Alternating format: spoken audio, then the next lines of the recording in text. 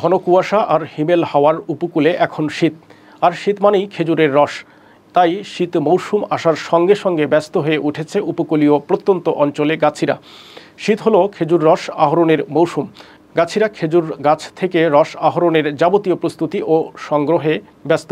এ মৌসুমে গ্রাম বাংলায় খেজুর রস থেকে তৈরি পিঠা আর নবান্নের উৎসব প্রাচীন ঐতিহ্য। খেজুর রসের পিঠা পায়েস বাংলার উপাদেয় খাদ্য তালিকায় এখনও জনপ্রিয়। বছর জুড়ে অযত্ন আর অবহেলায় পড়ে থাকলেও শীতকালে উপকূলের চাষিদের কাছে খেজুর গাছের কদর বেড়ে যায়, কারণ শীত মৌসুম জুড়ে আহরিত হয় সুমিষ্ট রস। এ রস জাল দিয়ে তৈরি হচ্ছে ঝোলা গুড়, দানা গুড় ও পাটালি। খেজুরের রস থেকে একসময় বাদামি চিনিও তৈরি করা হতো, যার স্বাদ ও ঘ্রাণ সম্পূর্ণ ভিন্ন।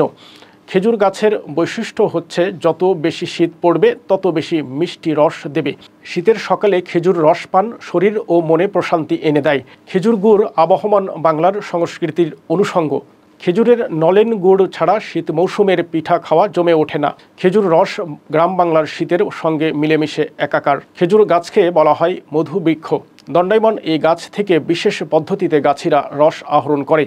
প্রতি বছর শীতের শুরুতে গাছিরা মহাব্যস্ত হয়ে পড়েন। গোটা শীতকাল জুড়ে তাদের এই ব্যস্ততা লক্ষ্য করা যায়।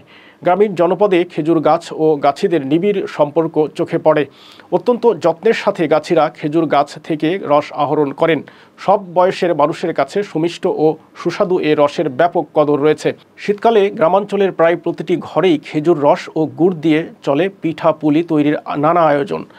নতুন জামাইসহ আত্মীয় স্বজনদেরকে দাওয়াত করে এনে হরেক রকম পিঠা খাওয়ানোর রেওয়াজ গ্রামাঞ্চলে আবহমান কাল ধরেই চলে আসছে। খেজুর গাছ থেকে রস আহরণের প্রক্রিয়াও বিস্ময়কর। শুরুতে গাছি এ গাছের ডগা ঝুড়ে ফেলেন।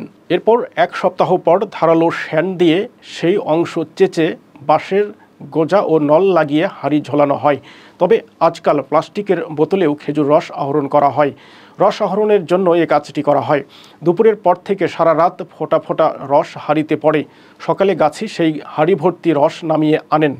এসব রস বাজারে বিক্রি হয়ে থাকে। সেই রস থেকে হয় নানা ধরনের পিঠা।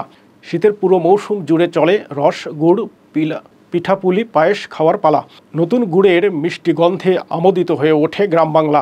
আমাদের দেশে খেজুর গাছ অত্যন্ত সম্ভাবনাময়। পরিকল্পিতভাবে খেজুর গাছ লাগিয়ে গুড়, পাটালি উৎপাদনের মাধ্যমে দেশের চাহিদা মিটিয়ে বিদেশে রপ্তানি করে বৈদেশিক মুদ্রা আয়ও সম্ভব বলে মনে করেন সচেতন মহল।